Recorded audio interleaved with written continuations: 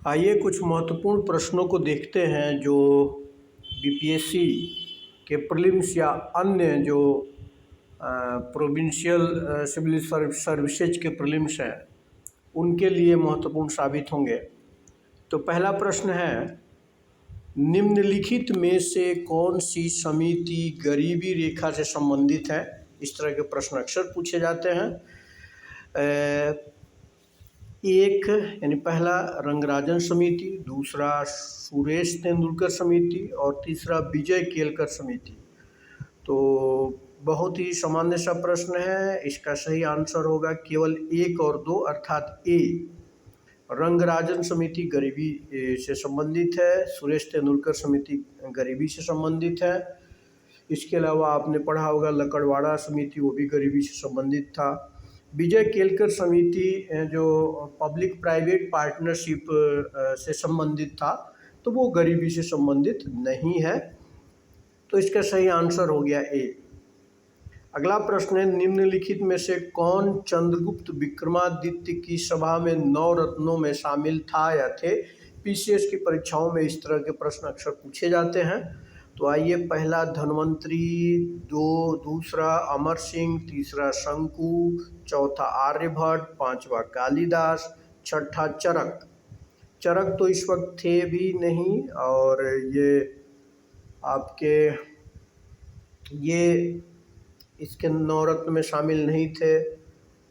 इसके अलावा जो है आर्यभट्ट भी शामिल नहीं थे। धन्वंतरी शामिल थे, अमर सिंह थे, शंकु थे, कालिदास थे, वराहमिहिर थे। ठीक है, तो ये लोग थे 9 रत्न में। छपड़क थे, भर्तृहरि थे, मतलब 9 रत्न में ये आर्यभट्ट और चरक नहीं थे। तो आप देख लीजिए 1 2 3 और 5, यानी इसका आंसर ए हो जाएगा। तो इसी तरह से आप याद कर लें, चंद्रगुप्त विक्रमादित्य के 9 रत्न, अकबर के 9 रत्न, कई बार इस तरह के प्रश्न पूछे जाते हैं। अगला प्रश्न देखते हैं, निम्नलिखित में से कौन सा सही सुमेलित है? जम्मू कश्मीर भरतनाट्यम में तो ऐसे ही गलत है। भरतनाट्यम तमिलनाडु का शास्त्रीय नृत्य है। बी असम लावनी, लावनी तो महाराष्ट्र का नृत्य है, तो ये भी गलत है। सी पंजाब गिद्धा, ये सही है, पंजाब में गिद्धा नृत्य होता है, लोक नृत्य गिद्धा बहुत फेमस है। डी तमिलनाडु कथक, कथक उत्तरी भारत में कथक डांस होता है, न कि केवल तमिलनाडु में। तो इसका सही आंसर हो गया, सही सुमेलित हो गया सी पंजाब गिद्धा।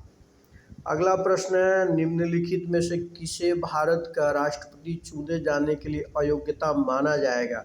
इस तरह के ही प्रश्न आते हैं, भारत के राष्ट्रपति से संबंधित, उपराष्ट्रपति से संबंधित, प्रधानमंत्री से संबंधित। तो उसका आपको ध्यान रखना है। एक है भारत का नागरिक होना, 2 35 वर्ष की आयु पूर्ण करना, तीसरा किसी लाभ के पद पर आसीन होना, 4 लोकसभा के सदस्य के रूप में चुने जाने के योग्य होना। तो अयोग्यता की बात कही जा रही है, तो अयोग्यता तो केवल इसमें एक ही है, किसी लाभ के पद पर आसीन होना। तो इसका सही आंसर केवल 3 होगा, अर्थात डी सही आंसर होगा, बाकी तो योग्यता में ही शामिल है। अगला प्रश्न देखते हैं, भारतीय संविधान की प्रस्तावना में किस न्याय का उल्लेख है? 1 राजनीतिक न्याय, 2 सामाजिक न्याय, 3 आर्थिक न्याय। तो प्रस्तावना को सही तरीके से आप पढ़ेंगे तो उसमें तीनों मिलेगा, राजनीतिक, सामाजिक, आर्थिक न्याय, अर्थात इसका सही आंसर है 1 2 3।